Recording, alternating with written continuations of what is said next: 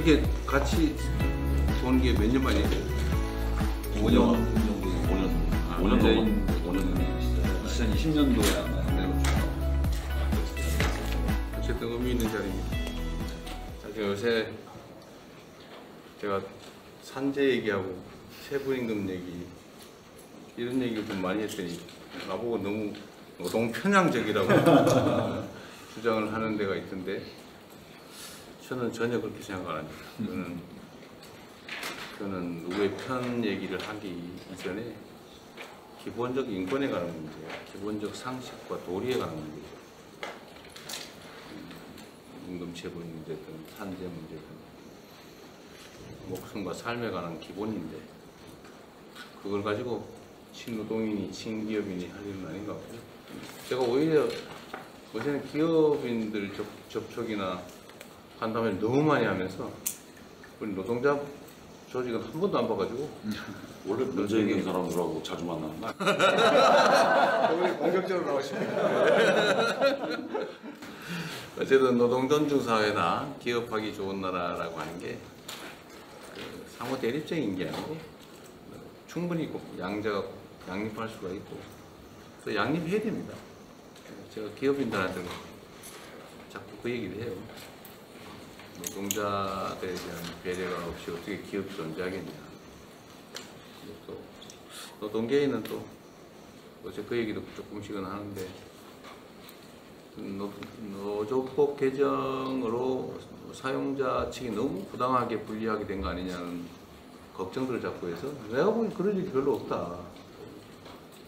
법원에서 인정한 거를 입법화한 것 뿐인데 뭐 그것 때문에 그러겠냐 이렇게 설명은 열심히 하고 있지만 잘 안 믿어요.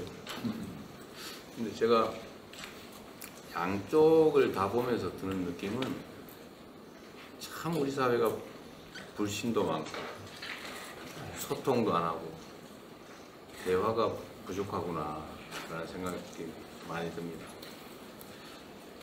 저 전에 그 반도체 연구개발직 52시간제 관련된 토론을 한번 해본 일이 있는데 눈앞에서 얘기를 해도 안 믿더라고요. 네?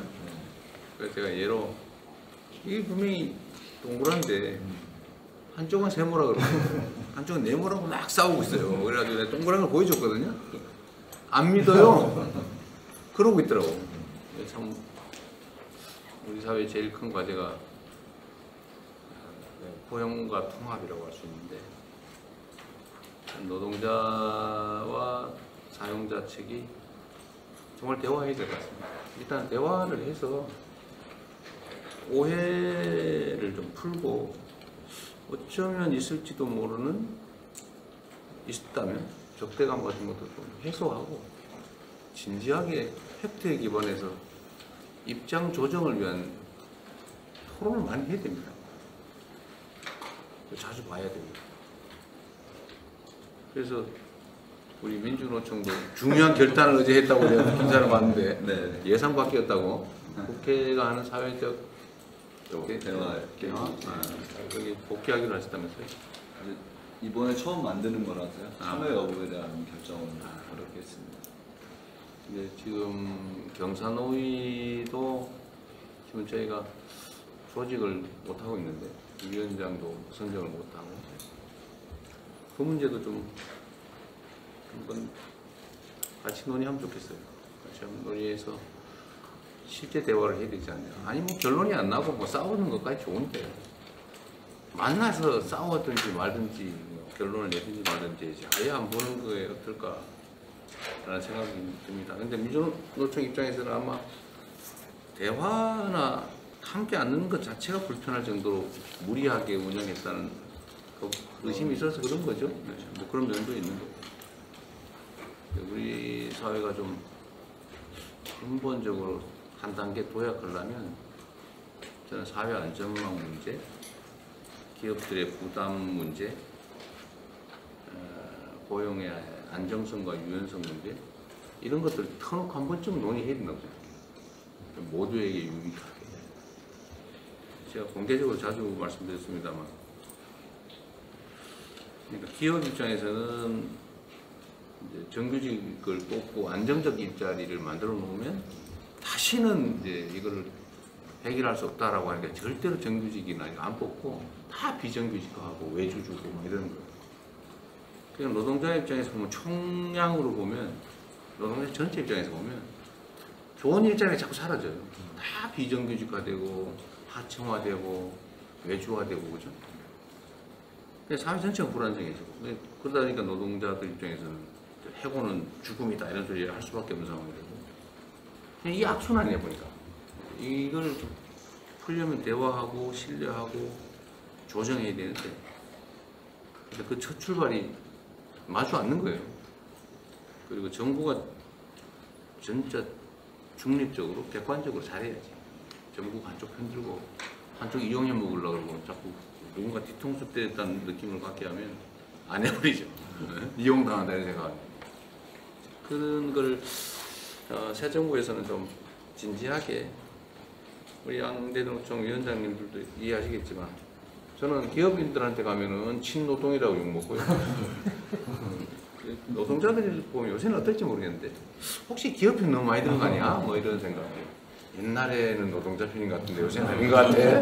뭐 이런 생각 할지도 모르겠어요. 근데 제가 편이 어디 있습니까? 모두 잘 되게 해야지. 하여튼 두 분 환영합니다. 환영하고 또 여러분들 말씀도 정말 많이 들어볼게요. 그냥 진짜 보고 싶어서. 국정을 책임지시느라고 굉장히 바쁜 일정에도 초대해 주셔가지고 감사드립니다. 대통령이 그 6월 4일 취임하시고 오늘이 석 달째 되는 날입니다. 짧은 기간이었지만은 그 노동자의 생명과 안전이 우리 사회의 그 가장 중요한 가치로 자리매김되었고 노조법 2, 3조를 통해서 헌법상의 권리가 현실이 되었습니다. 최근 그 한미 정상회담의 성공적인 개최에 이르기까지 대통령님의 그 헌신적인 국정 운영에 감사드립니다. 이제는 긴 안목으로 회복과 성장의 시대를 준비해야 할 때입니다. IMF 이후 30년간 한국 사회적 대화는 많은 성과와 한계를 축적해왔습니다. 복합 위기와 거대한 전환을 극복하기 위해서는 경제 주체들의 과감한 결단에 기반한 대타협이 절실한 시기입니다. 한국노총은 이를 위해서 대통령님이 직접 각 경제 주체들을 모아서 일정 기간 동안의 수기 과정을 진행해 주시고 그 틀 안에서 사회적 대타협을 선언하자는 제안을 드립니다. 한국노총은 그 과정과 결정에 있어서 모든 사회적 책임을 다하겠습니다. 초고령 사회로 이미 진입한 한국 사회의 미래를 위해 65세 정년 연장은 단 하루도 늦출 수 없는 현실적 과제입니다. 이미 국회에서 민주당을 중심으로 노사정이 심도 있는 논의를 진행하고 있는 만큼 남은 하반기 동안에 입법에 이르는 성과를 낼 수 있도록 대통령실에 각별한 관심과 지원을 요청드립니다. 법정 정년 65세 연장은 주요한 국정의 과제이지만 한국노총은 현실적 여건을 고려해서 유연하게 협의에 임하겠습니다. 마지막으로 내년을 실질적 근로시간 단축의 역사적인 첫 해로 만들어보자는 제안입니다. 이를 위해서는 좀 더 과감한 주 4.5일제 시범사업의 도입이 필요합니다. 지불 능력이 부족한 기업들에게 지원금을 통해 노동시간 단축을 유도하는 것과 함께 병원이나 은행과 같이 노사 간 자율협약을 통해서 즉시 주 4.5일제 시행이 가능한 곳에 대해서는 정부가 나서서 최대한 권장하고 독려하는 역할을 해 주셔야 할 것 같습니다. 진짜 마지막입니다. 광장의 응원봉은 국민들에게 용기와 희망을 주었습니다. 이제 이재명 정부가 국민들의 삶이 구체적으로 변화하는 효능감을 줘야 할 때입니다. 대통령님께서 노동과 경제를 든든한 양날개로 삼는다면 대전환의 시기를 지혜롭게 이겨낼 수 있을 것이라 생각합니다. 한국노총도 그 길에 함께 하겠습니다. 초대해 주셔서 다시 한번 감사드립니다. 이 초반부터 노동자들 안전 문제에 대통령께서 직접 관심 갖고 역할하시는 모습에 노동자들 기대가 매우 큽니다. 특허 플랫폼 노동자성을 담보하지는 못했지만 노조법 개정 과정에서 정부가 적극적인 역할을 해주셔서 20년 만에 노조법이 개정될 수 있었습니다. 민주노총은 이재명 정부의 성공을 바랍니다. 광장의 힘으로 정권은 교체되었지만 반성 없는 내란 세력은 여전히 활개를 치고 있고 또 제1야당으로 여전히 건재하기도 합니다. 청년들은 일자리가 없고 노년층은 빈곤에 시달리고 노동자들은 산업재해로 쓰러지고 비정규직으로 고통받는 지금입니다.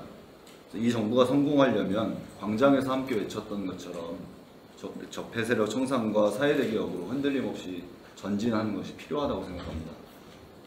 국민주권 정부를 표방한 만큼 노동주권도 보장했으면 좋겠습니다.